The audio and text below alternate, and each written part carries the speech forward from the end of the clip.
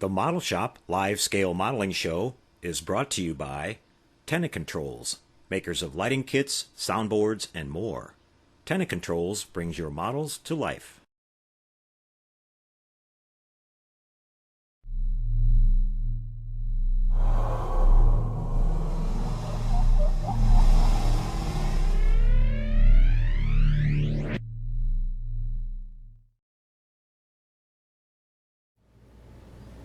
Well, hello everyone, and welcome to the Model Shop, our live-scale modeling show coming to you from San Antonio, Texas. I'm your host, Boyd Crompton. This is episode 77 of the show. We're glad to be back with you guys this week. We had a week off last week, spent a little time with my family on a little outing. We had a lot of fun. But in the meantime, I've been getting a lot done here in the shop, finishing up some kits we've been working on. We're going to come back next week with another update on our little project we've been working on, the Man in Space kit from AMT. And we'll be working on the little Redstone rocket. But I started on a couple of other builds. I finished up a couple of car kits, and we're going to share those finales of those and some other stuff with those and how they came out with you guys tonight.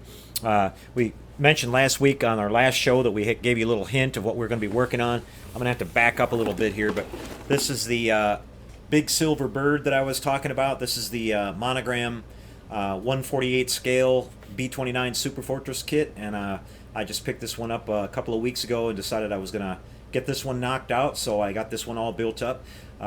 This is a wonderful kit, and you can see that just by the size of the box here, it's really huge at 148 scale. The wingspan on this thing's about 36 inches. The fuselage is about, I guess, 27 inches long or so.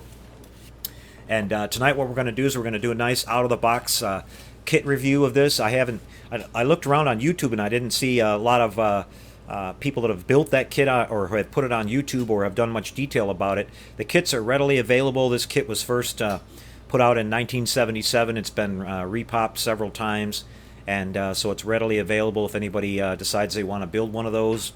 It's a really nice kit and a lot of detail parts, and just a joy to build. So we're going to do an out-of-the-box kit review for you guys tonight, and then we're going to follow that up with a little video that I found on YouTube taken from the Smithsonian of the actual. Now I decided to build this plane as the Enola Gay, which you can see on the box art here. The Enola Gay is the historic aircraft that dropped the first atomic bomb in World War II, and the plane is on display at the Smithsonian, so we've got a little video that will show you of the plane on display there, and then we're going to come back with a slideshow and a showing the model being built up and a little video of it all finished up at the end.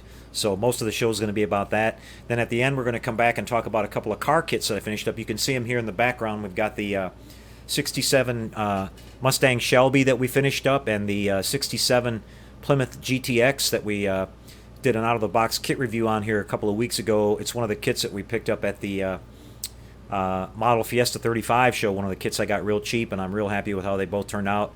And we'll show you the work that we did on those here towards the end. Next week, guys, we'll have another slideshow coming up. I've been getting a lot of pictures coming in from everybody, so I really appreciate that. We'll have another slideshow, and we'll get back to work on the Man in Space project, and we'll start a couple other new projects as well. So we're going to be building up a couple of airplane kits here. I've got this other kit here. I'm going to be doing a series of these 148 scale kits. This is the Revell 148 scale B-29 Mitchell. We're going to build this one up as one of the famous planes from the Doolittle raid. A lot of history buffs will know what that's all about. And then we're also going to build up a B-17, the famous B-17, the Memphis Belle. There's a really nice 148 scale Revell kit out there of that. So I've got that one in on the way coming. And over the next few weeks, we're going to be building up those kits and sharing that with you guys and showing you some of the tips and tricks we're going to use to put those together. So we're going to take a quick break now and come back, guys, and we're going to start off with a out-of-the-box kit review of the big B-29, and then, like I said, we'll follow that up with the Smithsonian video, and then we'll come back after that with a documentation of the buildup I did on this wonderful model. So see you after the break, guys. Be right back.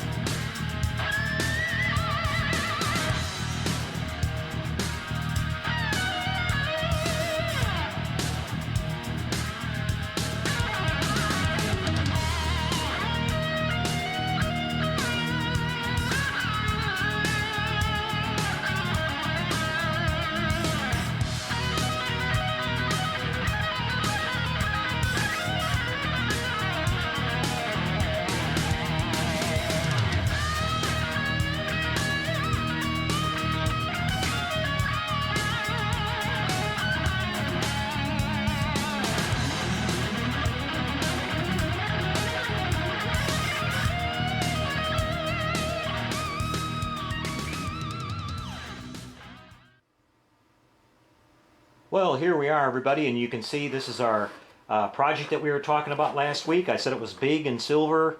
This is the Kitech 1/120th scale B-29 Superfortress, as they chose to spell it.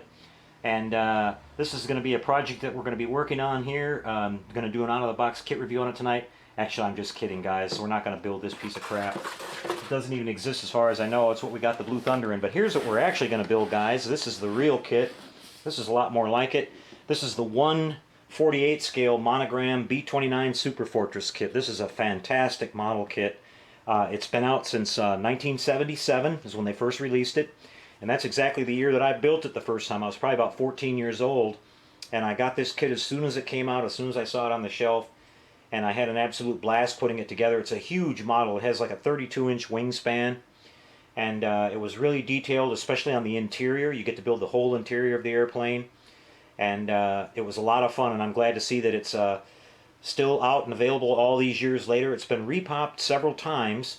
This latest incarnation that we have here is the version we know as the Enola Gay, which is a very historical aircraft. It was the first aircraft that dropped the atomic bomb in World War II on Japan, on the city of Hiroshima. And you know, it's had a lot of controversy swirling around it over the years. You know, good and bad about dropping the atomic bomb. But regardless of all that, it's very historical. I'm one of those people that believes that you shouldn't try to hide or change history. It should be preserved just as it was, so it can be a reminder to future generations, kind of thing. And so I've always wanted to build this particular aircraft. I've just loved the B-29 and the B-17 as well. My two favorite World War II bombers. I think the B-25 Mitchell's a close third, but this is a fantastic kit, like I said, and this latest incarnation here has the parts to build an accurate version of the Enola Gay. The earlier kits that we had of this did not include the parts. You had to do quite a bit of work to make it look authentic to the Enola Gay. It basically was a standard World War II B-29. Now, I'll talk a little bit about the history, and a lot of you guys here may already realize some of this stuff, and you can look it all up on the internet, but I've doing a little bit of research on this, I found out some really interesting stuff, and I watched a recent interview, or just a year or two before he died, from General Paul Tibbets, who was the pilot of this aircraft on that historic mission. When the Manhattan Project was going on, when we were developing the nuclear bomb, Paul Tibbets was chosen to develop the training, the techniques and the strategy and the equipment that we were going to use to deliver the bomb.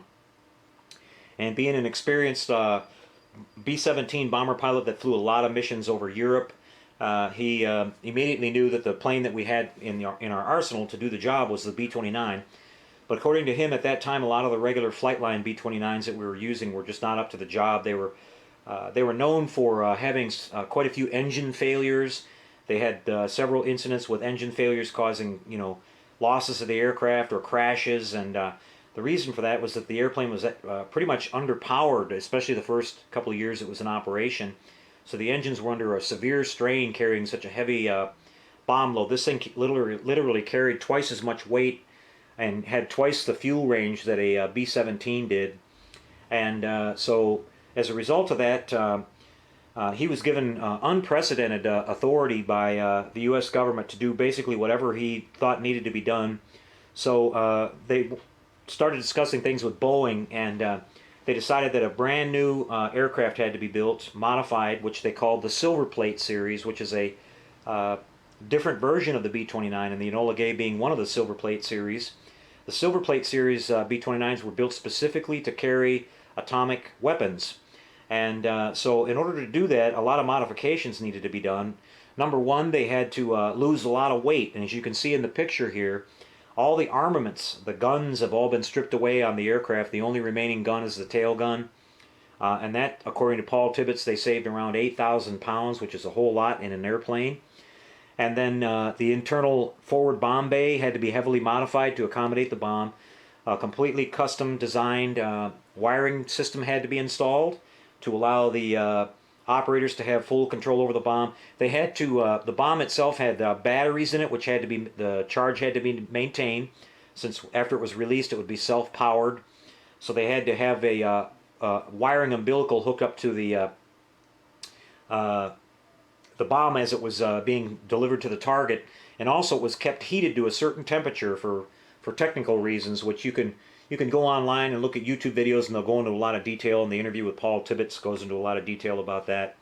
But so a lot of things were done to the airplane. Well, this particular kit now comes with all the parts that we need to build an accurate version of the Enola Gay, where we have these different hatch covers and everything that go on here that replace the removed armaments sections. Some different, instead of the usual bubble blisters that we saw on the sides here of the airplanes, this has been replaced. I don't know if they reduced that little viewport size there because of the expected flash that they were going to get from the explosion or not. I mean, you can probably go and research all that stuff and find out, but a lot of changes were made here. I'll just kind of show you the some of the box art here. Now, this is a really nice cutaway view of the model, which shows you the incredible amount of detail that's built into this model. You get to build the entire interior in this kit, which is the forward cockpit area, the flight engineer section, which was just behind the forward cockpit, the really detailed bomb bay here, which they depicted here was standard bombs, but you get the both bombs, atomic bombs used. You get the Fat Man and the Little Boy bomb. The Little Boy bomb being the one that was first used at Hiroshima. And then you have the rear section here, which is kind of the crew's quarters with some supply area. And they actually had some bunk beds back here, which is pretty advanced. Another little note on this aircraft that was kind of historical is that this was the first high-altitude airplane bomber that was fully pressurized, which is a really big advancement. In other words, flying at high altitude, 20, 30,000 feet, the crew did not have to wear oxygen masks, which made it a lot more comfortable for the crew and a whole lot less dangerous as well. Let's kind of turn the box around here. And you can see some color photographs of the actual model here. This is built as a different version, but it's a beautiful aircraft model kit. You also get some ground crew figures here. You can build it optional with the pilot leaning out the window. You can just see the beautiful shots here of all the different depictions of the model. It's huge. It's a 32-inch wingspan when it's finished. So let's take a look at this now. We're going to take it out of the box. It's a big box to deal with here. It'll barely fit in the frame of the camera, even though I'm backed off pretty far. But let's stick this in the top lid here and take a look at all these parts. First, we can see here, we get this nice paperwork. And this is a vintage insert that came with the original kit back in 1977 that talks about how you can build a diorama of the Enola Gay. Now, back then, they did a lot of custom work on this to make this airplane, because this kit originally, like I said, did not come with the parts to make the Enola Gay. It had all the standard World War II standard B-29 equipment on it. So whoever built this diorama did a really nice job on it. But they go into little detail here with some really nice vintage color photos of the detail on the diorama. If I can get this in the picture without glaring here for you.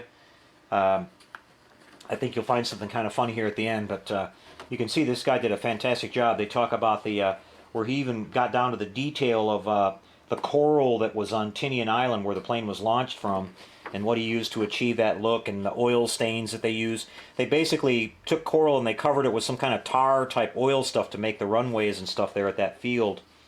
And then he also added some stains, you know, from oil and hydraulic fluid leaking and stuff like that you'd see typical on an airfield at that time. But they go into a lot of detail and talk about what you can do to make your own diorama. Now, interestingly, here you see these photographs here, which you see here. There's this old school looking automotive type light bulb socket with like a blinker bulb from an old car in there. And this diorama was actually lit. The internal part of the airplane was actually lit with fiber optics, which were back in 1977 were just coming into use. And so I think it's interesting, and they talk about how you can mount this in the bomb bay area and then have ease of access for changing out the bulb that will obviously burn out, it said, over time. Imagine if they would have thought what we can do now with all the LEDs and all the stuff we've got now. But here they talked about how they replaced the nose wheel with a screw so it could be held down into the diorama could be held down, because apparently when you build the model, it's quite a bit tail heavy if you have it sitting on its gear. and it wants to, tip over kind of easy. So we're going to have to see what we're going to do when we build ours. I'm going to build it in flight, but with the gear down, with the bomb bay doors open, and I'm going to actually hang it from my ceiling in my display room. It's too big to put it on a shelf. It's just a gigantic model. But I want to have it depicted where, I do want to build it with the gear down in case I ever want to take it down and set it down and stuff like that, and it won't have anything to sit on. So we're just going to have to kind of compromise on that. But so that's going to be really cool. And this is neat that they included this old piece of original literature. We'll have a look at the instructions in a second here. Here's the decal set, which comes with this. Is really nice. It has the accurate markings for the Enola Gay. It has all the little markings that go all over the fuselage, the correct bomb group markings and everything, the Enola Gay name, a bunch of stuff. You can also build boxcar if you want to, which they do give you both bombs with this kit, so that's really neat. And let's go ahead and start pulling out some parts here. We'll take a look at the first sprue, which has some really interesting stuff on it, which I'll show you in just a second here. Let's pull this out, and you can see that we've got both bombs depicted here. This smaller one being the little boy, which was I always get it mixed up which one was the hydrogen and which one was the plutonium bomb, but I can't remember which. But we're going to be using this one here. This is really accurate. I looked at pictures of the actual bomb being loaded into the bomb bay, some historical pictures, so this is a really accurate version of the bomb. So we've got that, and then here's the Fat Man bomb, which was the second bomb. I think this was a hydrogen bomb, the second one was. Might correct me on that if I'm wrong, but that was the second bomb that was dropped with, by the airplane Boxcar on Nagasaki about a week later or so, maybe a few days later. But here we have some in-scale ground crew figures that we talked about, which is really cool. If you build a diorama, you got all these guys that you can add on to that.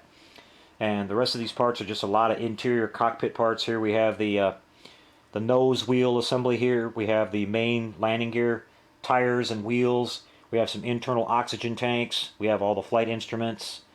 Some bulkheads here and there. This looks like the bulkhead for the rear tail gunner position, which I'm not sure if they may have a camera mounted on that instead of the, I'm not sure what all that is, but we'll find out a little bit more detail on that when we actually start reading the instructions.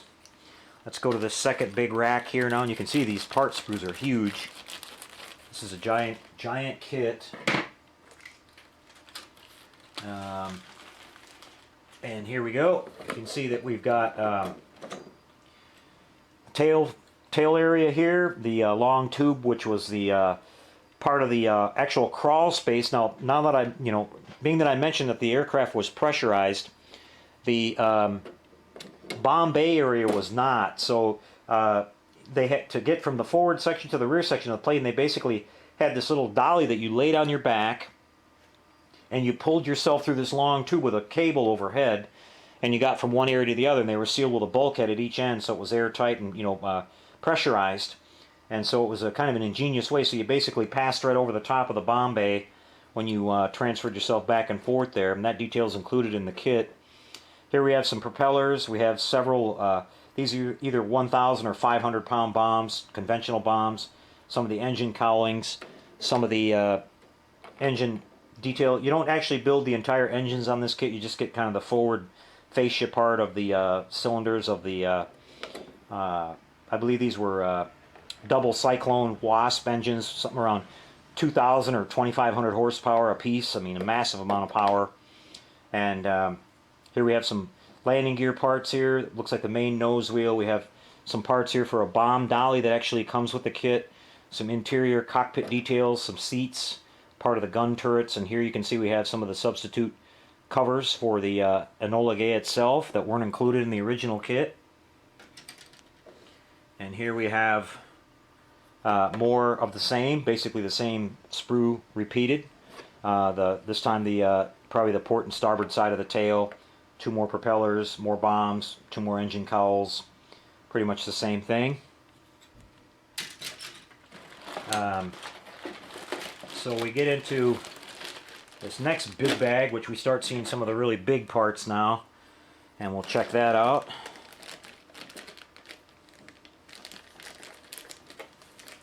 I'm just really anxious and really excited about this one. I think this is going to be one of the this is going to bring back a lot of nostalgia building this kit. I had so much fun building this kit when I was a young lad, and was really proud of it when I finished with it. And we've got some plans to do a really nice metallic paint job on this, and it's going to be a lot of fun. But here we see the huge wings, and with the engine assemblies here in place, the pods, if you want to call them that. Here we have the main one of the main wing spars here. We have some landing gear door, hydraulics, another landing gear assembly, some internal bulkheads. These are the inserts that go in place of the gun turrets that we're removing on this kit to build the Enola Gay version. So some little detail here, some pitot tubes and some other little things, little hatch cover. Just trying to recognize what a lot of these parts are. It's been so long I can't remember. But here we have the other half of the wings. More of the, this is actually the bomb bay rack on the inside here. The second part of the main wing spar, some more bulkheads. More of the bomb cart itself, which is neat. Like I said, you can build this as a ground diorama and have the bomb actually being loaded into the plane, which is really cool. Here we have our clear parts, which some people have said that the canopy doesn't fit too good on this plane. We're going to have to find out. We have that sort of bubble top here, and then the bubble forward nose section, and the little blisters that go on the sides. Some smaller window details. And here we see that we get another set of propellers, and you're probably wondering why. Well, these propellers are the propellers that we would have seen on the Enola Gay. These are the standard early model propellers made by Hamilton Standard. They changed those propellers up a little bit later on, right towards the end of World War II and then into the Korean War when the airplane was still in use. And the propellers that we showed you earlier are the more advanced later models, but these are the correct propellers for the plane that we'll be building, so we'll be using those. And then here we have, I guess we don't even need to really take this one out of the bag just yet, but here we have the main fuselage, and you can just see by this shot here how long this thing is, and it's just huge. And it's going to look beautiful with that bright silver finish on it that we're going to do. You can see it's got all the nice detail, the ribbing and everything on the sides, and the riveting, and the really nice detail on all the panels, so it's going to be beautiful.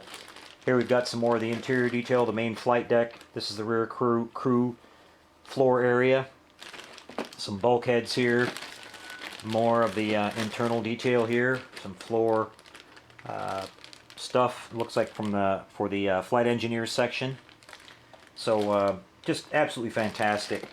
And really excited about building this kit. It's going to be a lot of fun, and can't wait to get started. It'll be coming up here real soon, guys, I can promise you that. We're going to finish up our Man in Space kit. We've got the James Bond Little Nelly, which I may bypass that one again and get to this kit instead, and we'll just do a nice build-up of this thing for you guys on the show here and take you through it week by week until we get it finished. That'll be kind of fun. So, like I said, this is a great kit, and I've said it about 5 times now, but I'm just really happy I got it. And the kit's readily available. You can find both this version and the earlier versions fairly easily. They're not that expensive. I mean, expect to pay right around $50, $60 for this kit. I mean, kind of expensive in a way, but for what you get and everything, it's really not that bad. I think it's worth every penny of it.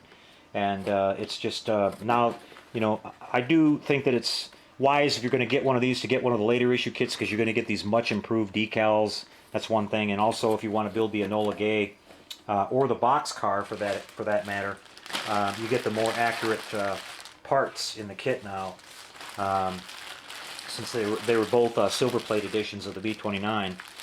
So, okay, guys, we're going to call this little segment a wrap here, and we're going to come back here after our next after a quick break and talk about something else, guys. Not sure what that is yet. I'll make up my mind in a second, but we'll come right back, everybody. Stay tuned, sit tight, don't go anywhere.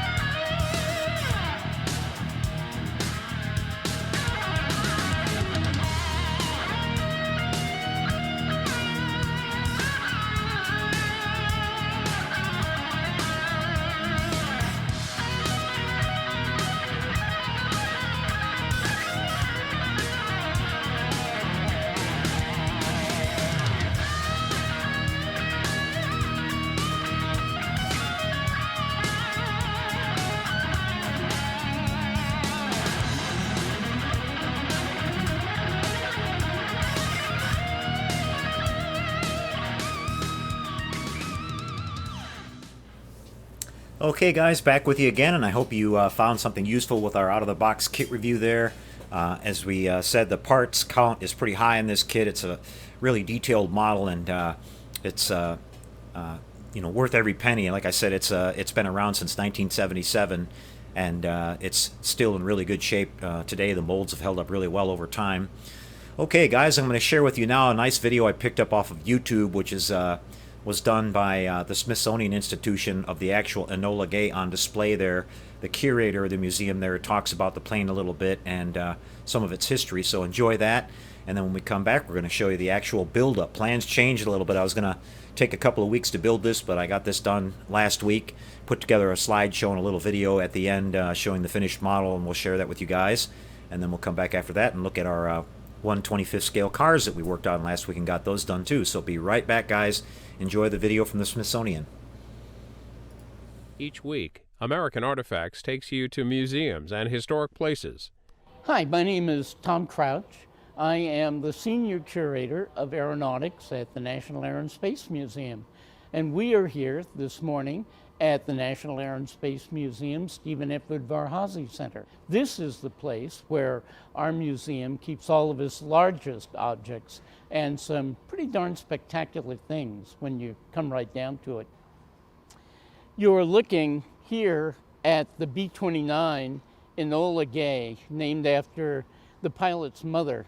Paul Tibbets was the pilot who flew this airplane to Hiroshima, Japan on August 6, 1945, and dropped the world's first atomic bomb on an enemy target.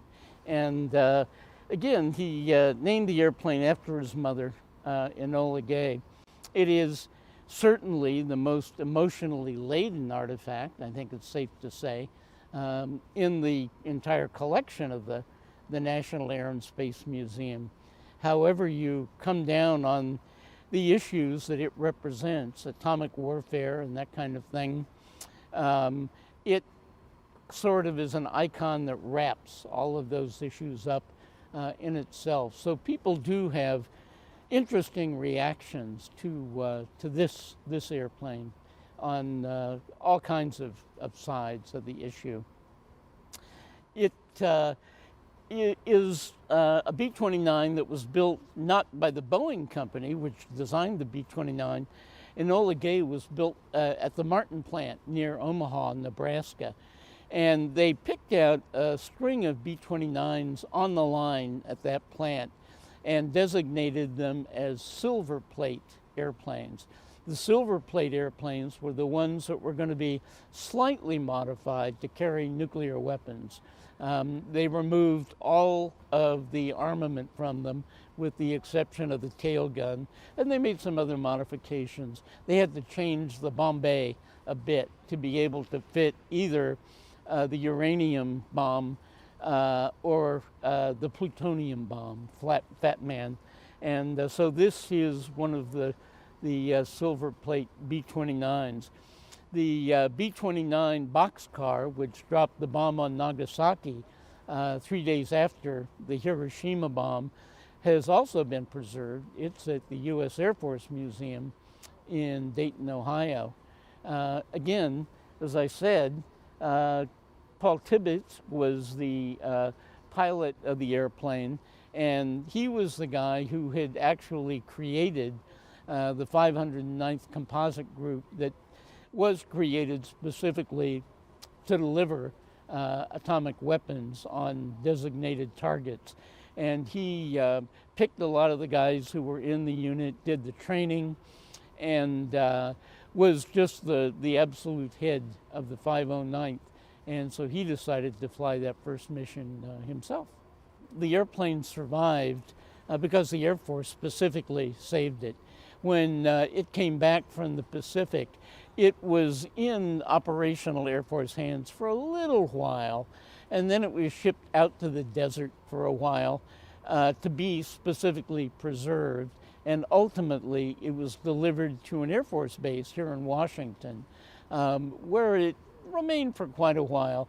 It had been designated for the Smithsonian Institution as one of the historic aircraft that had fought and won World War II, and we ultimately moved it to our Paul Garber Center and began restoration of it there, and then moved it here to the Haase Center when we opened this building. When people think about the end of World War II, they think about the enormous effort that went into the creation of the atomic bombs, the uranium and plutonium bombs. And it was an enormous effort, with facilities in New Mexico, in the state of Washington, in the state of Tennessee, thousands of people involved. But in fact, what they seldom consider is the fact that in addition to building the bombs, you had to have an airplane that could deliver it. And the creation of the B-29 was a project actually bigger than the creation of the atomic bomb. The B-29 had begun as plans for a very long-range bomber. And ultimately, Boeing got the contract to build it. Boeing had built the B-17, and so they came up with the notion of the B-29. It was really technologically an advanced airplane. It was the first military bomber to be pressurized so that the crew in the cockpit and in the cabin behind the cockpit and in the tail gunner's position, they were in a shirt sleeve environment. It was a pressurized airplane. It had a special electronic fire control system, not on the Enola Gay, which didn't have all the defensive armament that normal B-29s had. On a normal B-29, one crew member sitting in a blister back in the airplane could control guns all over the airplane with a special electronic system that General Electric had developed for Boeing, for the airplane. So it was an extraordinarily advanced aircraft to deliver that historic weapon. Each week, American Artifacts takes you to museums and historic places.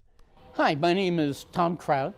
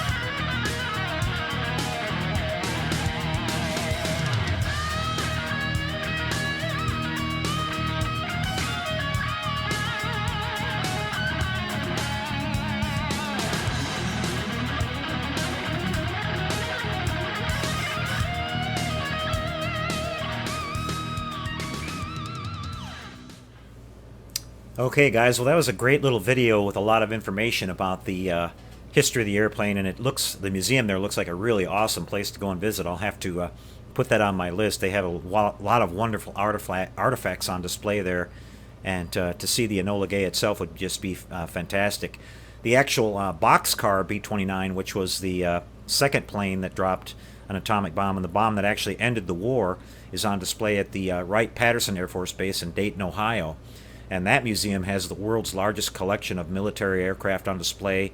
If you ever get a chance and you're into aircraft, they even have John F. Kennedy's Air Force One on display there, all indoors. I mean, they have some huge aircraft. They have the B-36 Peacemaker. They have B-52 Superfortress. I mean, they have everything there.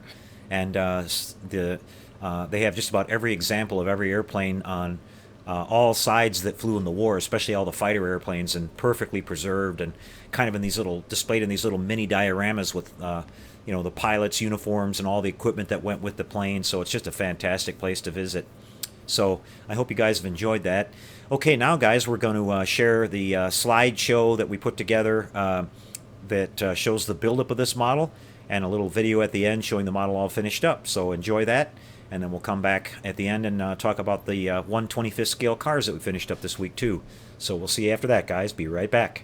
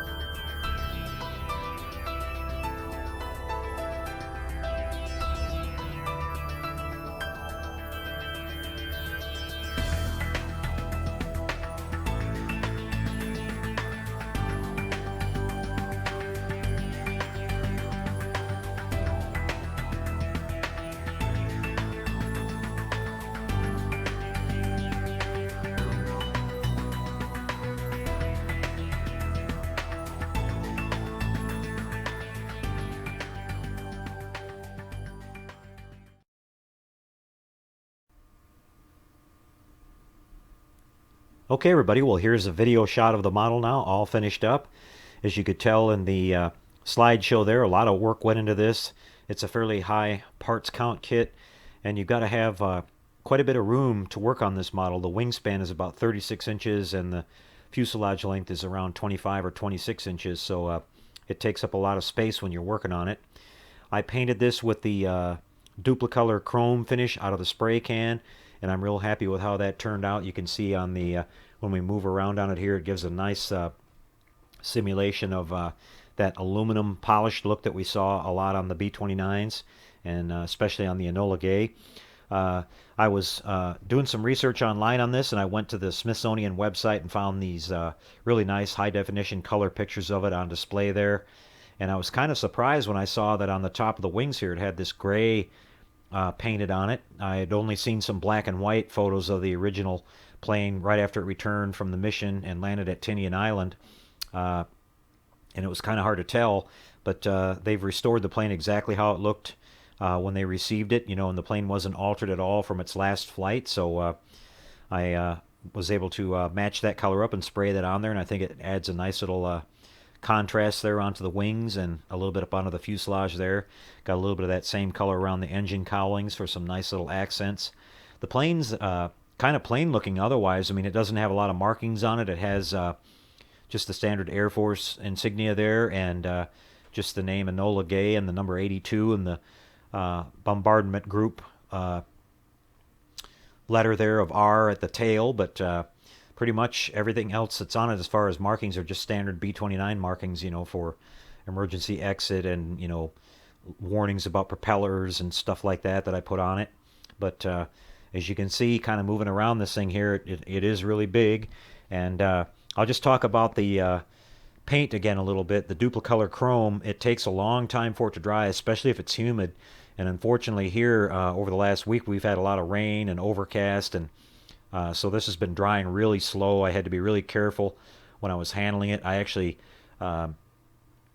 managed to not put any smudges in it, but I did that by always making sure I picked it up, along an edge or something like that. Or I didn't grab a hold of any of the flat surfaces. I was really careful with that because the paint's kind of deceptive. It'll feel like it's dry, but underneath it's still soft, and you can put a thumbprint or something like that. I found that out on spraying this and some other stuff I was working on.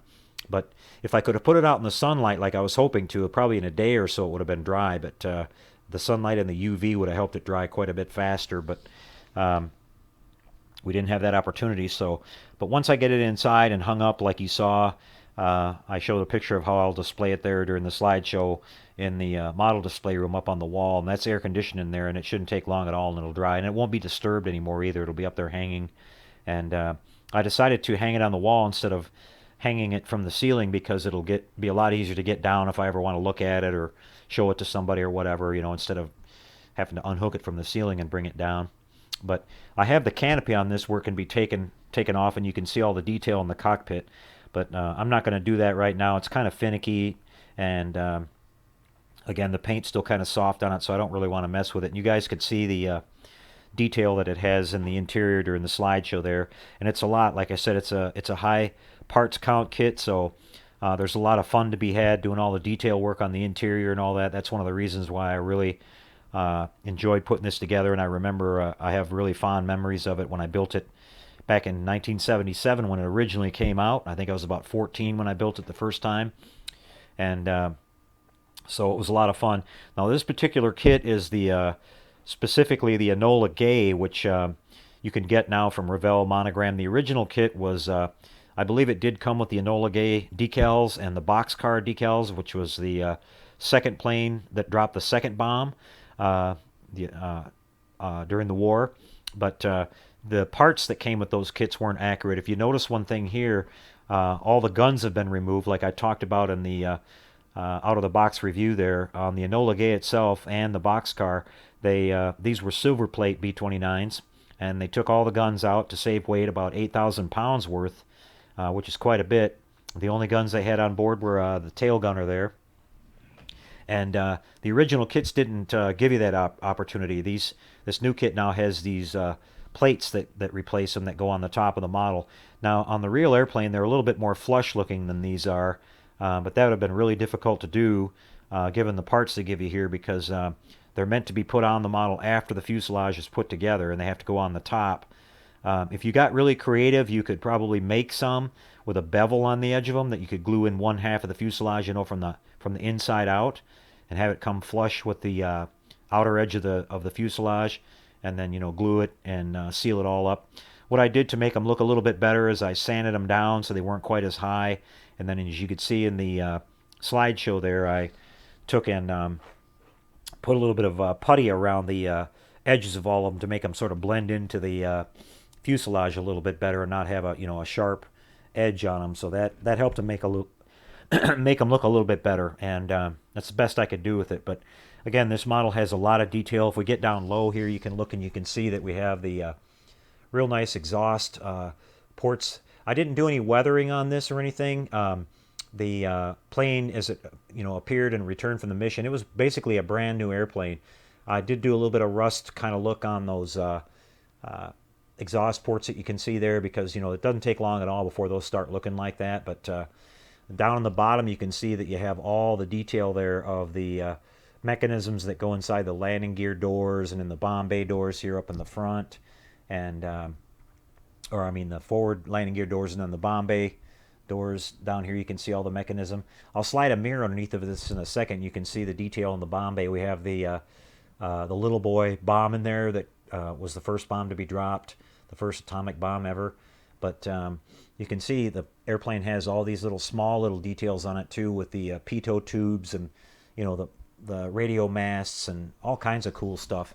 And so it's really, really cool. And again, tons of parts that go into the interior. Unfortunately, you can't see it all when you're all done, but it's in there, and you get to have a whole lot of fun, putting it together and painting it and detailing it and everything.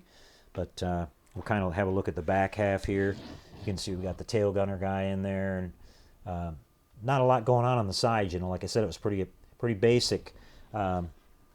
But I think it looks really nice anyway. I think the B-29, the B-17, and the B-25 were the best looking American bombers of the war, and they were always my favorites. And we've got this 1/48 scale Mitchell that we're going to be doing up as one of the Doolittle Raiders. I've got to get the correct decals for it. These are the wrong decals. And the original Mitchell that was used in the Doolittle Raid, I think, was a C model and not a J. But you can take you can omit some of the parts on the J here and make it look a lot like a C, so we'll probably do that. And then I've ordered in the Memphis Belle kit by Revell in 1/48 scale, so they'll all be the same scale, and I'll have them all hanging up on the ceiling, and that'll be pretty cool when we get done. You guys will get to see those getting built a little bit later. But again, this has been a really fun kit. I'll slide the mirror underneath of the bomb bay there, and we'll hit it with the flashlight here, and hopefully you guys can see the little boy bomb up in the bay there, and I did a little bit of do a little bit of weathering and chipping and stuff on the inside and the green paint on the interior of the bomb bay and all that, because I thought that might look kind of accurate. But like I said, the outside of the plane here is supposed to look pretty clean. One thing I'm going to point out about the model is that it's extremely tail heavy, and you can see that I've got a clear piece of sprue underneath of there kind of propping it up so it'll sit on the nose wheel. That's not going to be a problem when I hang it, because I'll hook it in that area there and it'll stay level. But to have it sitting on a flat surface like that, you got to prop it up, and they talk about that in the instructions.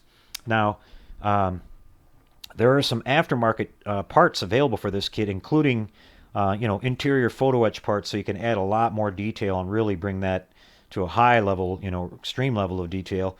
But they also offer some metal landing gear for this thing, which would make the undercarriage a lot stronger. Right now, they're maxed out to about their limit with the plastic ones, because the model is really heavy. So what you could do is you could use the metal landing gear, and you could, up in this area right here underneath of this hatch, before I closed all that up, there's enough room to put some lead weights or something in there if you wanted to, underneath, and it'll fit underneath of the flight deck, or build it into the forward half of the model before you close everything up, and you could counterweight it and have it down on the front. It's going to take quite a bit of weight. I'd say at least 5, 6, 7 ounces at least, or maybe more. So the landing gear that are on this, included with this kit, wouldn't take that weight. The nose gear would just cave right in. So with the metal landing gear that they're available, you could do that, and that's what the purpose of those is. So, but it's not a big deal. Like I said, you put that little rod, real close to the bomb bay door there, and you can't even really see it. So it's not a big deal to me. And like I said, it's not going to be sitting on the ground. Maybe someday later, when I get more room, I can display it that way. Now, the kit comes with some really cool ground figures, and it comes with a bomb cart. So you could do a little diorama like they're loading the bomb into the plane, and that would be really neat. So I'll save all that stuff, and who knows, maybe later we might do something like that. But like I said, this is a really, really cool model. If you're a B-29 fan, do yourself a favor and build one of these kits if you've got the room for it, and you'll be glad you did. It's just a beautiful kit, and it's still a great kit after all these years. There's really nothing better. I don't think they've come out with anything better. There's some smaller scale kits, but if you want just a lot of detail and really accurate and everything, this is it. It's fantastic. So I know the show's been a lot about this kit tonight, but a lot of work went into it, and we thought we'd take you through the whole thing and show you, the parts that come with the kit, the model going together, so you can get kind of an idea about the amount of work it'll take, and then maybe give you some ideas about how you want to do yours or something like that. But I'm really, really happy with it, and I highly recommend it. And again, these are readily available. You can find this newer version, which is the Enola Gay kit, or you can find several versions that they have, as well as a lot of the vintage kits that were made of this are still easily available on eBay and other places. So that's going to be a wrap, guys. I hope you enjoyed it. We're going to come back here for our next segment of the show. We'll see you with that in just a couple seconds, everybody. Hang tight. Be right back.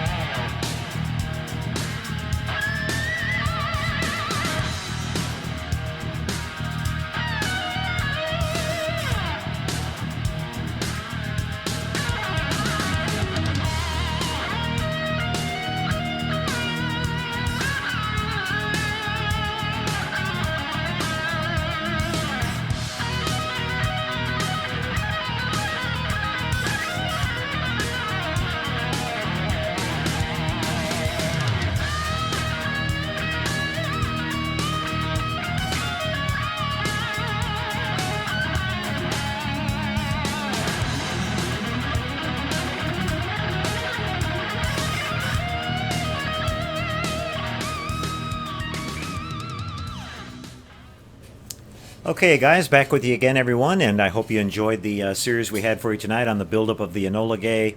I'm real happy with how the model turned out. Like I said, it's a wonderful kit. If you guys are into World War II bombers, it's probably the nicest kit of the B-29 that's out there. Like I said, there's some smaller kits, but they don't have as much detail as that. And, the idea that we had there of hanging it on the wall makes it to where you can, if you don't have a lot of space, which I'm really short of right now, made a nice little solution for that. So we had a lot of fun with that one. And now, as they used to say on Monty Python, now it's time for something completely different. We're going to have a look at the 1/25th scale couple of car kits that I finished up here this last week as well. Been busy little hands this last couple of weeks, and we'll show you those, and then we'll come back here at the end for our shout outs and our Q&A session for tonight, guys. So enjoy that little segment, and we'll be back right after that. Okay, everybody, well, here we are with a look at a couple of the scale model car kits that we've been working on here. We missed last week's show. I was going to show you guys these cars then, but we'll show you this week. Put out a couple of videos of these on the TrekWorks YouTube channel, but some of you guys might not have seen it. And these were a couple of the kits that I recently picked up. This is the AMT 1967 Shelby GT350 Mustang in 1/25th scale, and we worked on this one the last week, and I had a lot of fun putting this kit together. I highly recommend the kit. It's a really nice kit, especially for an AMT. There's a lot of detail on the model. It's a nice fitting model. Everything went together really well on it, and it's a really nice, accurate representation of the 67 GT350. Decided to do this one in the red with the white stripes. We painted the stripes on, and we did a little bit of modification here at the front where we took our little micro pin vise and we opened up these little holes here. The hood scoop on the car was molded solid, and I just didn't think it looked that great that way, so we opened those up, and then we took our file and cleaned all that up in there and made that look really nice. Now, this kit does come with the decals for the stripes if you want to do it that way, but they would be really difficult to put on and make them look good because you have to go over so many contours on the model here. Now on the flat part of the roof, you might be able to get away with that. You might be able to get away with on the trunk and maybe a little bit on the hood, but you can see you've got to come around this area, excuse me, of the hood scoop here. And then what's really nasty, if you try to do decals, is back here at the rear, where it's got to, you know, fit really tightly and go over top of the spoiler, and then in this kind of concave area back here where the fuel filler cap is, and around these taillights and all that, and then on down. So you know, it might work with some Solvaset, but what I would worry about is that once it's sunk in there, that the edges might, you know, get pulled in too and might look kind of rough around the edges and stuff. So I didn't want to try that, but the kit does come with both white and silver decals, so you could try using them, and you could maybe, you know, that way give you a couple of different color options as far as what would look good with the stripes as far as the color of the car. But the interior is really, really nice. The interior bucket of this car kind of builds up kind of unusual, because when you build it up, it actually has the kind of the upper part here that goes up into this side area, and the rear kind of you know, open space there at the back, and it kind of wraps around, and there's some panels you have to put in there, and the instructions aren't very clear. There's a certain way that a few of the things have to go in the correct order, otherwise it's a real kind of a pain in the butt to get it together. But I figured it out, and you'll see that when you build one of these kits. But like I said, overall it's beautiful. I especially love the Shelby taillights that this car has, and the stance that it has and everything. Unfortunately, I was kind of hoping it would come with the Shelby, you know, the Shelby Halibran type wheels, but these are sort of the stock, almost Ford type Magnum 500 wheels, they called them, and they look good on the car. But you know, the Shelby wheels would have looked a little nicer, I think.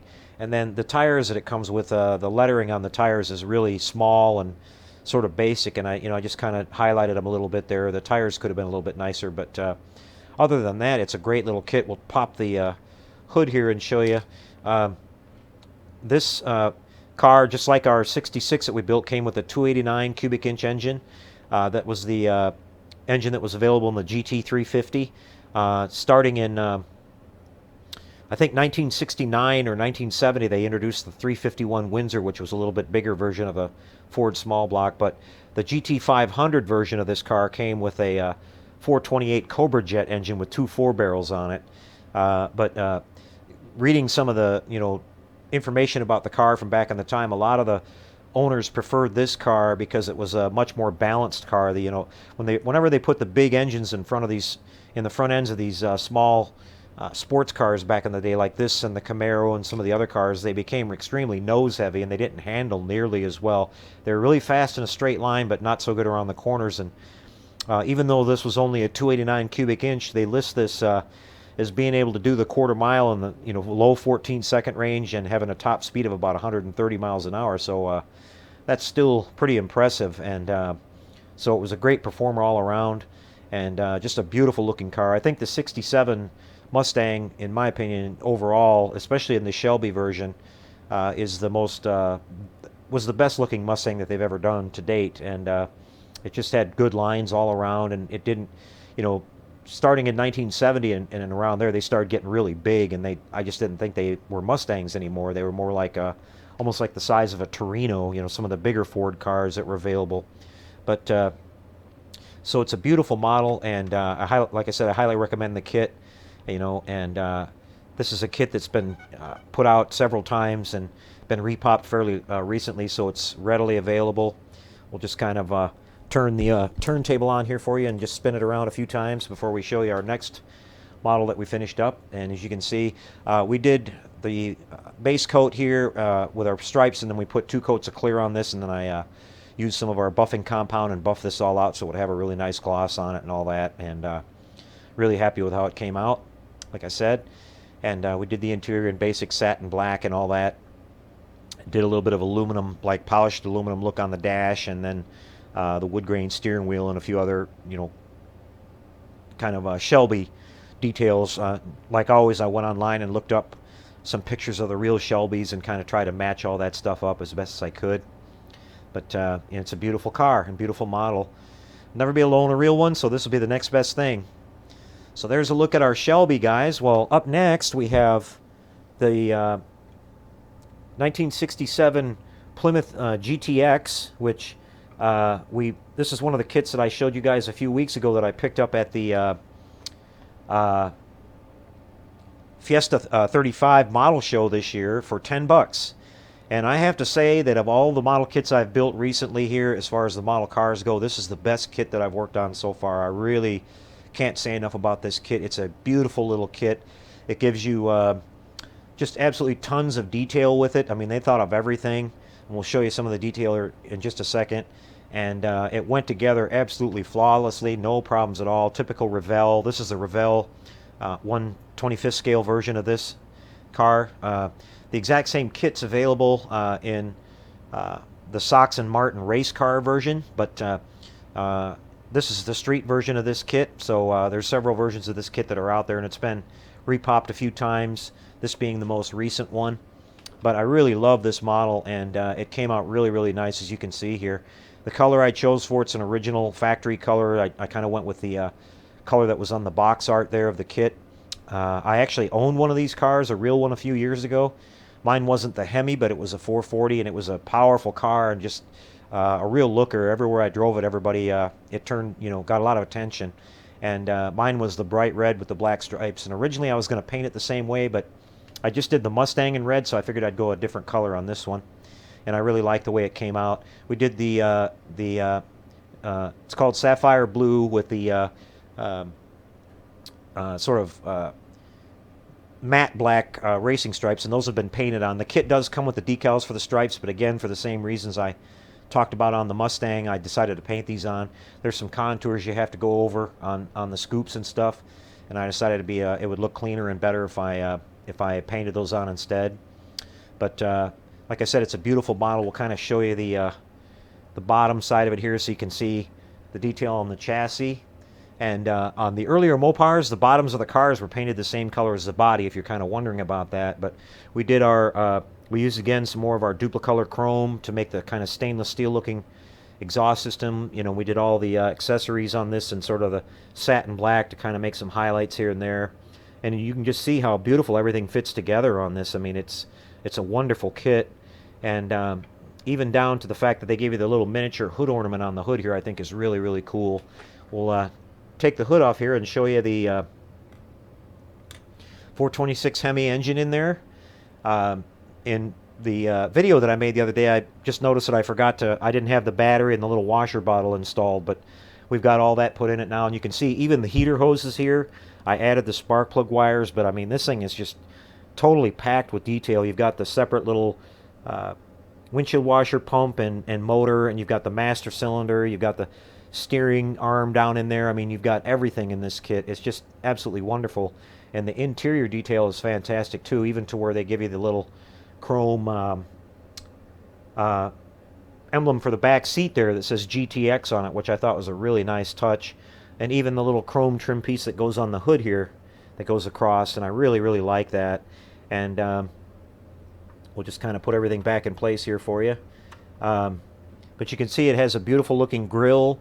We did a black wash on this to get all the detail to pop, and then to get that all looking clean, after I painted the entire thing black with my airbrush, I just took my a Q-tip with a little bit of my reducer on it and just went around it and just kind of wiped off the excess black and left everything else in there, and it left all the black in the little in these little areas here and around the recessed areas behind the headlight rings and inside the grille and all that.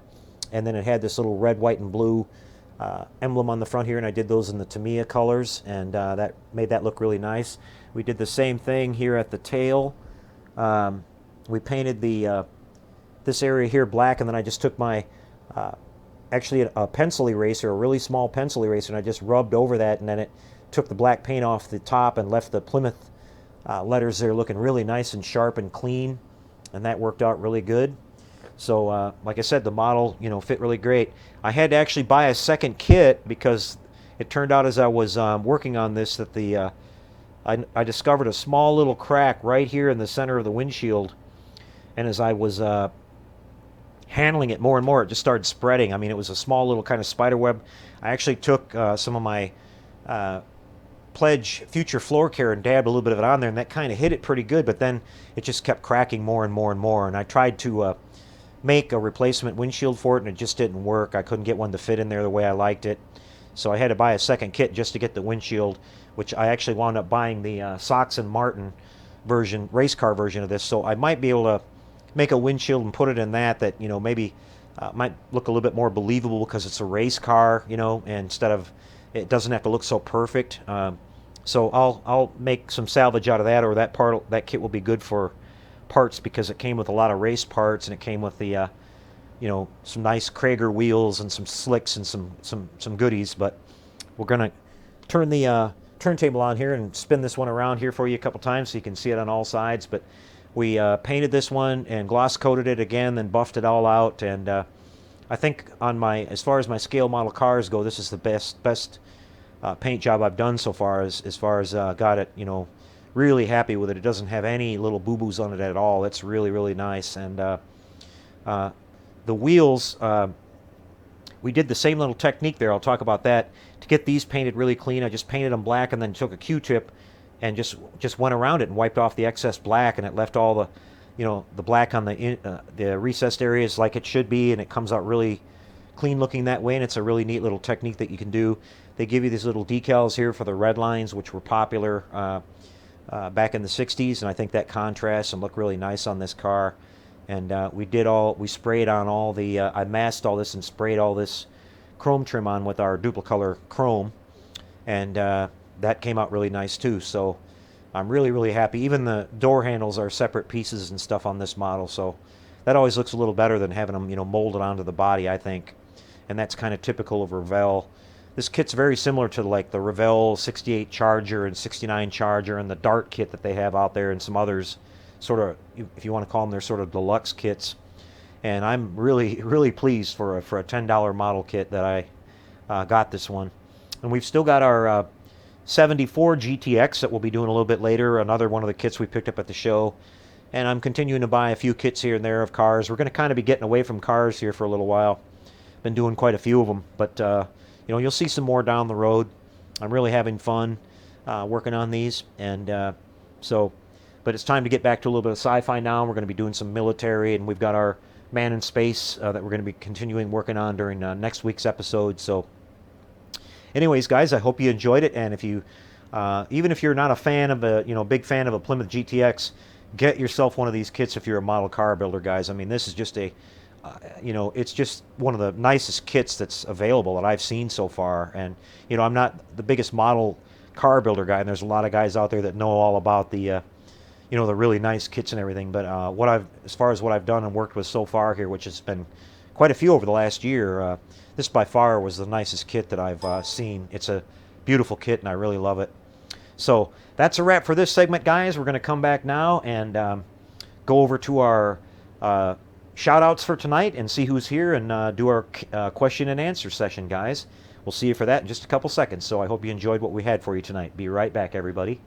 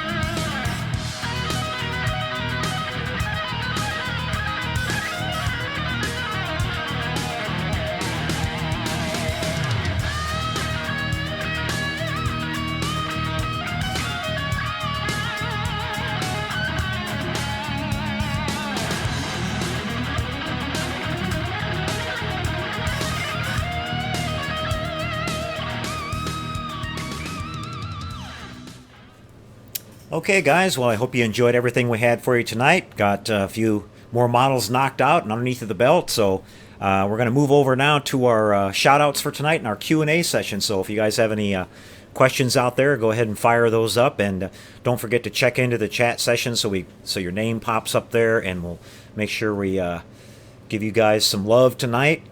The next week we'll be back, guys, with some more of our as I mentioned, the AMT Man in Space kit that we started on. We're going to be finishing up with the Mercury Redstone and then moving on to the next one until we get that entire thing built up. I'm really looking forward to getting to the part where we get to build the Saturn V and the cardboard gantry that goes with it. I've never done a cardboard model before, so that's going to be pretty cool, and it'll be something new for me to learn. And we'll take you through that whole thing. I promise not to jump ahead on that one. I've been just keeping everything set aside on that one, so we don't, when I see model kits around me, I can't help myself from working on them. And sometimes I get too far ahead of where the videos wind up being, but we promise not to do that. So anyways, guys, let's hop over here and see who we got here with us tonight. Starting off at the top, I see Dadnator24, Clint Llewellyn, James M., Chris Cortell is with us tonight, Mike Kovach, Shannon Freeman, Country Woods 9000. Just a little reminder there, Country Woods just finished up a nice the new 22-inch Eagle kit. Check out his YouTube channel, Country Woods. He's posted a nice video of his fully lighted Eagle, and he did some really interesting add-ons to that too, so check that video out, guys. It's going to be worth it. It's beautiful. We've got Chris with Space Pirates Hobbies on tonight with us. Nice to see you, Chris.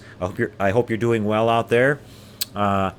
Let's see, we've got Clint Llewellyn. Heath Tompkins is with us from Australia. Dennis with Federation Shipyard. Randy Gagliano. Dan Harris. Jim Clark. Stephen Baker. Dana Church. Alpha Trion 92. B. Tilley. George Vukowski. Chuck Brooks is with us tonight. Chris Farrell, Gadgetron 3000. We've got a nice crowd on hand tonight, guys. I'm glad you could join us tonight. Hope you guys had a fun chat session. Shannon Freeman. I see Ralph with Tenant Controls is here. Thanks so much, Ralph, for getting those boards out to us real quick. I got your message, Ralph, about the video for the derelict, and I'll shoot that tonight before I turn in and get that uploaded for you so you can put that on your website. And again, thanks so much for designing that board, Ralph. You did a fantastic job on it. I've already got a lot of I hope you're getting some requests for it. I got a lot of emails about it already, so I think that's going to be a good one for you. It turned out really nice. We've got James Frost with us. James has recently finished up that fantastic papercraft model of the Sherman tank, and now he's taking on a fantastic project of doing the Enterprise E in paper. So if James hasn't blown us away enough, prepare to be blown away even further. So we're all looking forward to that one, James. And thanks for continuing your sharing your wonderful work with us over on our Google page. We really appreciate that. And like I mentioned at the top of the show, everybody, we're continuing to get some nice pictures in from you guys. A lot of busy modelers out there. We should be able to put together a slideshow for you next week. So if you've got something, even if it's just a work in progress, guys, go ahead and send your pictures in. You can send them to us at that info@trekworks.net email address, and we'll get those included in our... If I get them by like Thursday or Friday, I should be able to work them into the show next week. I'm going to try not to do that at the last minute anymore on Sunday nights and wind up delaying the start of the show. So I got to have a cutoff time, and it'll be like Friday or even Saturday will still work. But continuing on now, we've got George Volkowski's here with us. Let's see if anybody else is popping up in here. I'm not sure if I mentioned Stephen Baker or not already. Kenny with Mindless Model Works. Kenny's been a busy modeler as well. Make sure you guys check out Kenny's channel, Mindless Model Works. Kenny's always building some really interesting subjects, a wide range of subjects. He just completed an old favorite of mine, the I forget the name of it, Vantasm, I think it's called. It's an old Ford panel van that he did his own custom touches to it, and he's made an announcement of a custom board cube that he's working on. He posted an update of the display base that's going to go with that. It looked fantastic, and Kenny's always doing some really exciting and really cool work, and he's really nice about talking about how he does things. Those are the kind of channels that I like to watch, guys. It's not just about showing your models. It's talking about, how you did it and everything, so other people can follow suit. So make sure you support Kenny out there. Let's see, James Schulenberg is with us.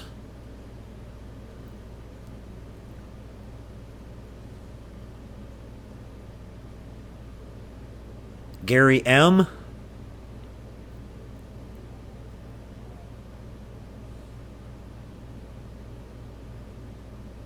The Heavy Metal Modeler. I think he might be new. Welcome. Glad to have you with us. Dana Church.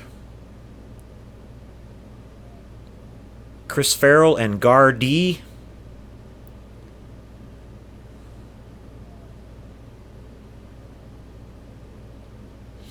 We've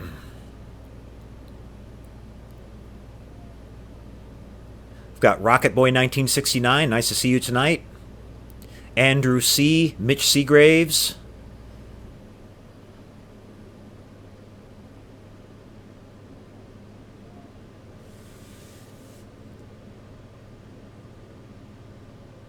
I see Andrew was asking about last week. Nope, we didn't do a show last week, Andrew. I had a family outing. We went to SeaWorld. We live just a few miles from SeaWorld here, and we hadn't gone yet this year, and they opened up for their spring season, and we went over there and enjoyed the day over there. It was really nice.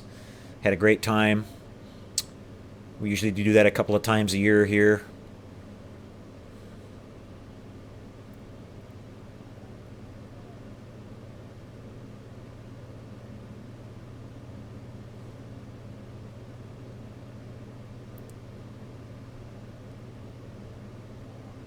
Mike Kovac.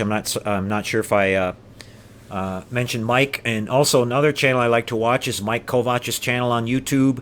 Mike has been working on the Airwolf, and I believe him and Kenny at Mindless Model Works are doing a buddy build of that, so you can check out both of their builds on both of their channels. Mike's done a great job on the interior of his. I guess the Kitech kit comes with the pilot figures, which is really nice. I'm jealous, Mike. My kit didn't come with any figures. I guess my Airwolf was flying by remote control. I think it did have that ability.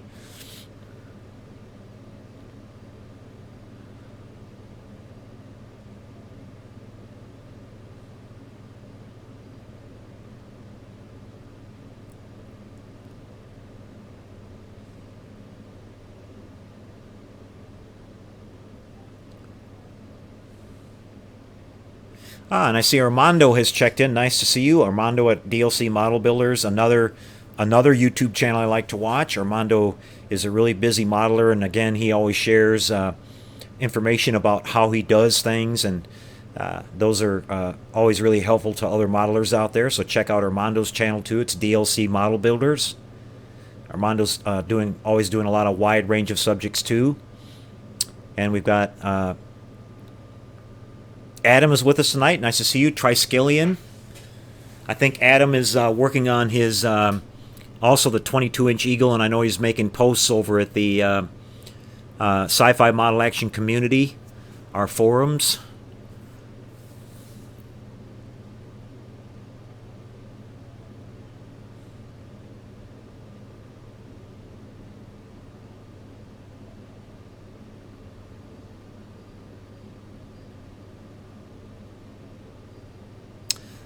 We've also got Steven Sutton. I think he just checked in.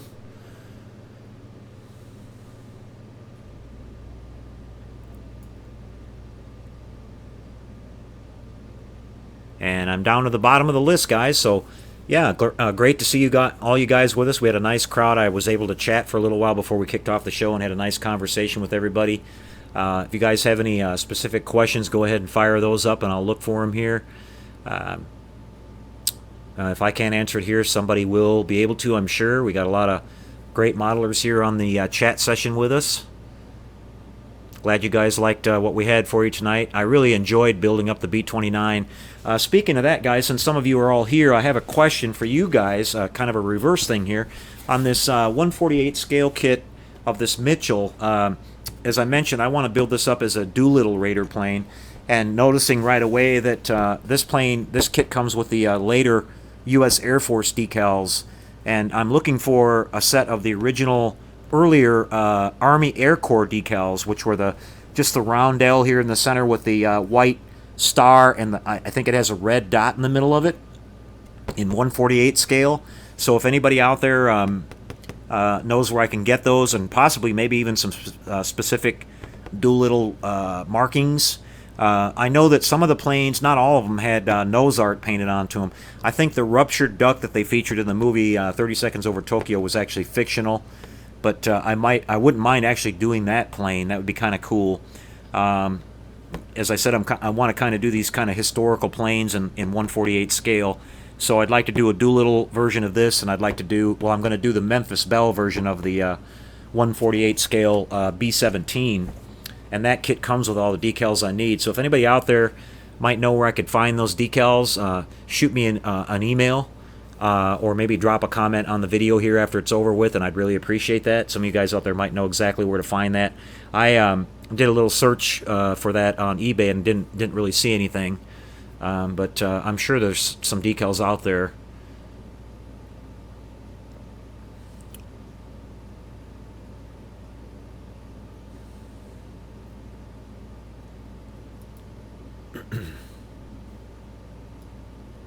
Just scrolling through here, guys, see if I see any questions. We've got Dan Fryer here. Dan's asking about the 8-foot Enterprise. It's still in the works, Dan. We're moving along slowly but surely. We've been talking about it here lately. The molds are getting finished up on it. Some parts are being made. It's just a really long, slow process. Believe me, I'm anxious as everybody else is to get started on that. And I just can't wait for the day when we actually start getting some parts into the shop here. And it'll be really exciting, and it'll be worth the wait once we get going on it. But it's still going.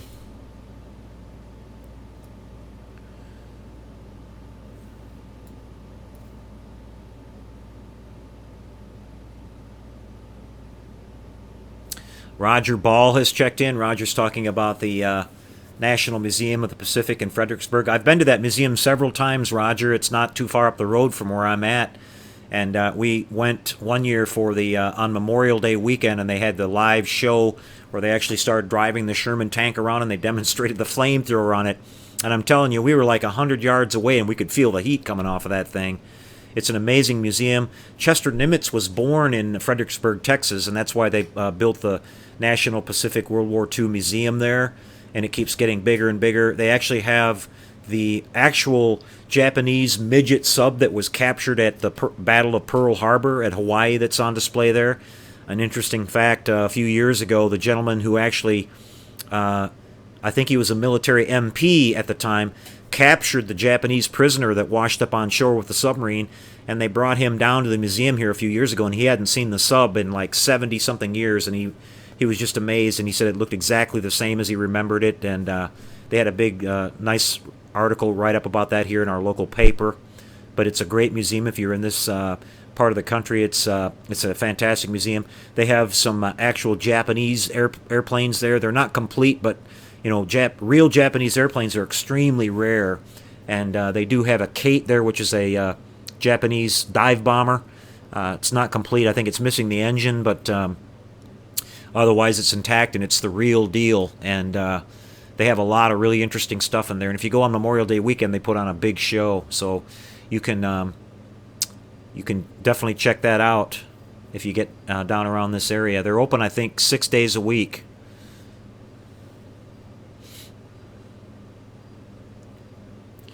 Let me see if I'm missing anything here. They're starting to all of a sudden scroll really fast.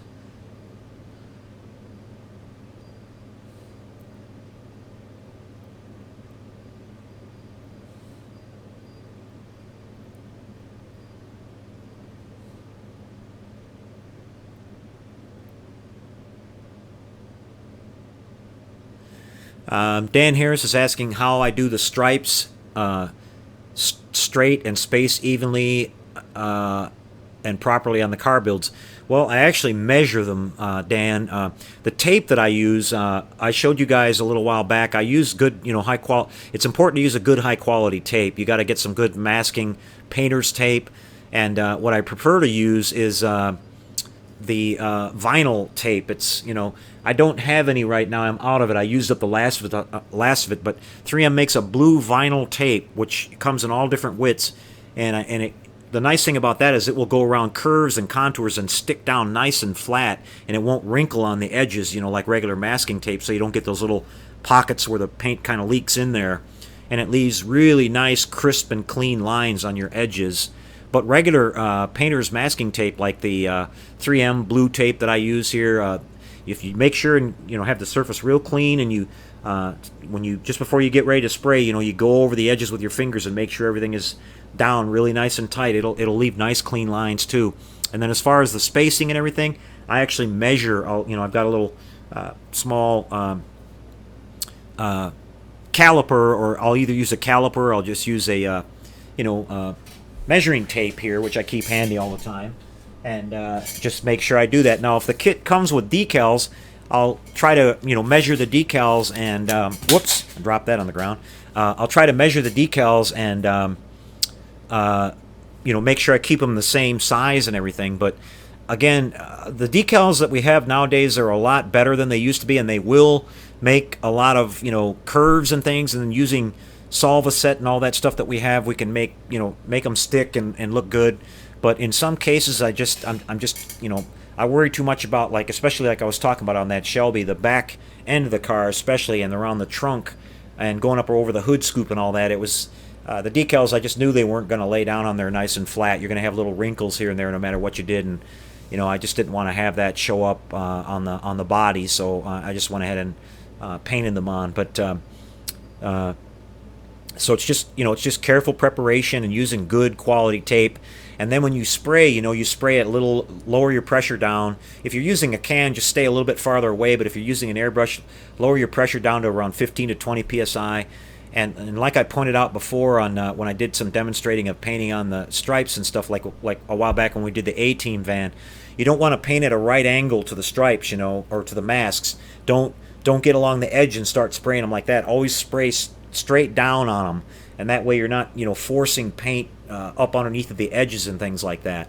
And if you do get a little bit of overspray that comes past your edges, what you can do is you can take a little bit of the polishing compound and just wait till it's all nice and dry, and then mask back over the stripe, the actual painted area, and then just rub with some polishing compound and get rid of that little excess that you got on there, and you won't have to repaint the entire thing. Most of the time it'll buff off of there, and you won't remove the paint that's underneath if you're careful.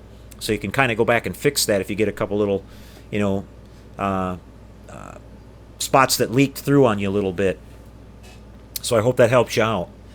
There's probably quite a few YouTube videos that are out there if you look around too that these car modeling guys will show you how to do that.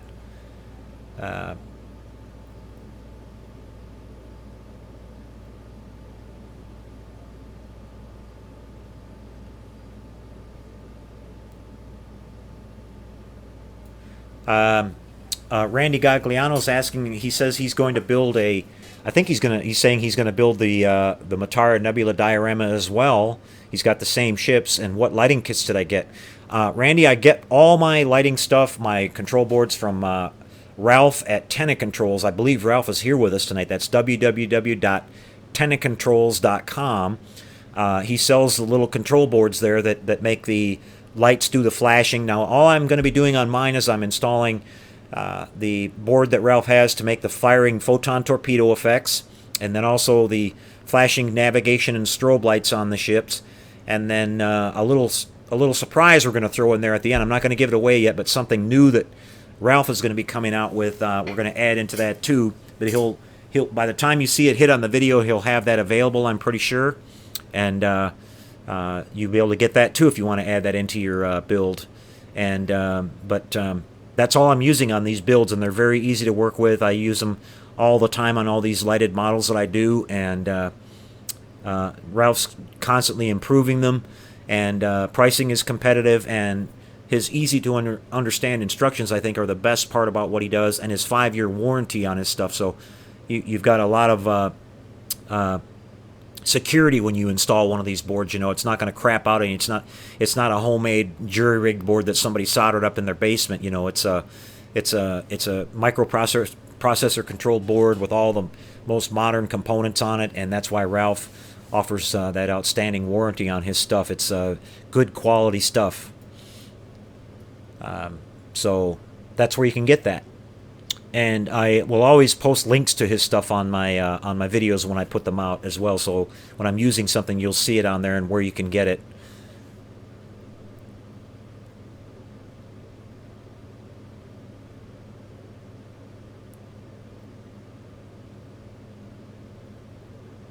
Let's see. The Mutara Nebula is coming along, guys. I've been making a little bit of progress. I got my boards in from Ralph right away. Ralph usually gets my stuff in 2 or 3 days, but some other stuff that I needed to finish putting it together, I had to wait on a little bit. So I had to kind of hold up a little while. So while that was on hold, I kind of went and built some of this other stuff. But there'll be a new update on that this week, either Wednesday or Thursday. And then I've also been working again on the Battlestar Galactica, the big kit. So there'll be an update coming on that one as well. My client's been really patient waiting for that one to get done, and so I need to get that one finished up.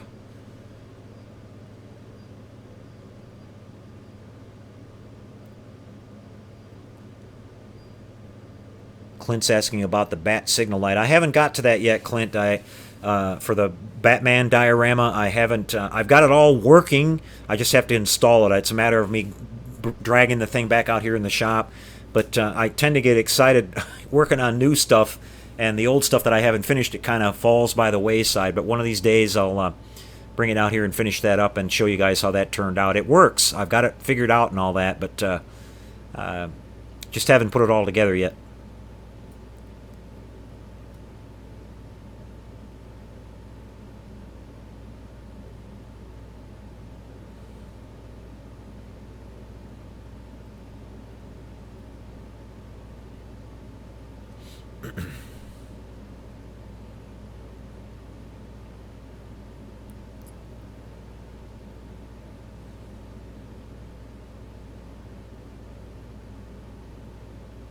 Let's see, Chuck is asking, Chuck Brooks, have you ever run across a 350 TOS with ripples at the top of the engineering hull? Yep, had a couple of those, Chuck, and just had to fill them in with putty. That's the only thing you can do. You know, if they're real severe, you're going to have to. I would just let round 2 know and make them give you another part. I mean, if it's going to be a lot of work, and you know after you do the putty work on it, and you can't get it looking good to your satisfaction, I'd definitely hit them up for another part. That's been an issue on and off with that kit. You know, I've built several of those, and I have several kits I just got in to build for more clients, and they seem to be hit and miss on that. Some of them are perfectly clean, and others have a lot of flash on them too, and some of them have a pretty significant bow in the warp nacelles. But I've been able to fix all those. A little bit of glue and clamping them together, they straighten right out. I've never bothered to replace any of those. I've actually got one kit here that was missing the clear domes for the Bussard, so I've got to contact round 2 and get some replacements for that. But they're really good about replacing the parts, so you shouldn't have any trouble.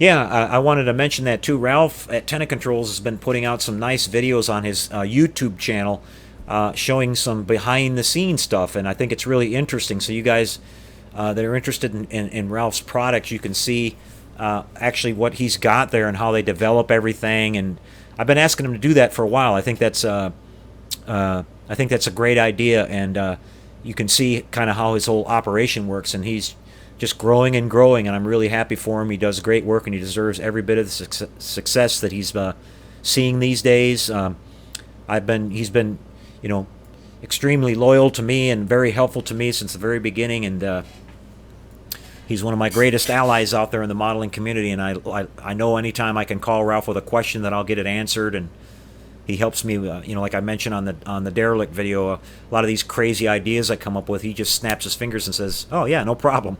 and it's done. So it's just amazing to me what Ralph can do.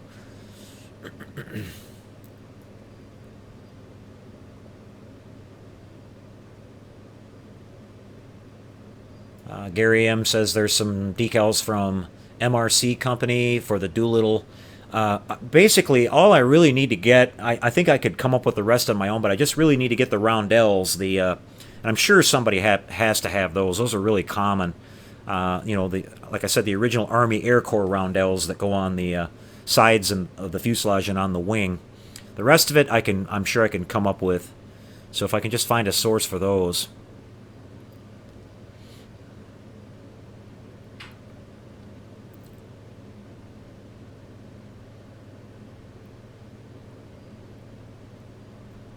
Yeah, I saw the news on that Round 2 put out a video of some kits that they're bringing out, and they just repopped the Batwing, which is a kit that I've been wanting to get. And the nice thing about that is it now comes with a Batman figure, which is kind of cool. And I wonder if that same Batman figure would fit in the 89 Batmobile, too. That might be neat.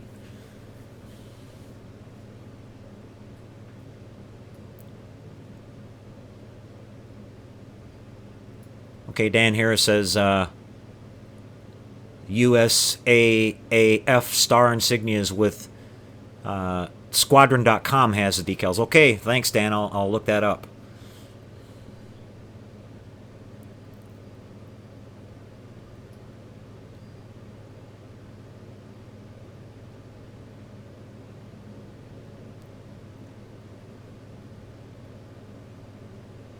Yeah, I haven't heard any. A couple guys are talking about the Galileo kit that Round 2 was supposed to do. It got, I don't think it got totally axed, but it got indefinitely postponed, so kind of disappointed in that.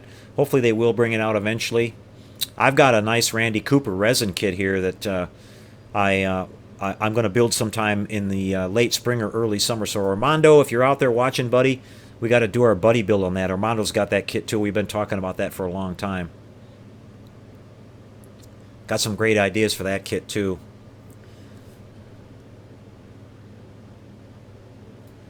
Okay, folks, I'm showing, we had a long show tonight. I'm showing about 2 hours in here, so I'm going to go ahead and call this a wrap. Again, I'll be back next week. Hopefully we won't have another interruption in the show for a while now. You know, sometimes things come up, and, I try to announce it ahead of time if I know I'm not going to be on that week. But great to see a nice crowd bounce back this week and be on hand with us. Like I said, I hope you guys enjoyed the chat session tonight. And I think our friend DeWitt ran a little long on his model show today, so I probably won't get to see any of the notes. I tried to scroll through some of them while we were playing the videos there and caught most of it. So appreciate the comments on the B-29, guys. Glad you liked it, and on the cars as well. Probably won't see any car model builds here for me for a little while. We're going to change things up again a little bit, but we're going to have a lot of interesting stuff. So we'll see you next week with an update on the Man in Space. We'll get more done on that. And then I'll kind of think about it this week and see what we're going to start on next. Maybe the B-25 or who knows. We'll just kind of pull something out of the woodwork. So again, thanks so much for joining us, guys. We really appreciate it. Don't forget to hit the like button if you enjoyed what you saw tonight. That helps get out the word. We'd love to have more people join us on the chat sessions and share their work with us and everything. The more the merrier. So we'll see you next week, everybody. Have fun. Build something this week. And take care, guys. We'll catch you later. Good night, everybody.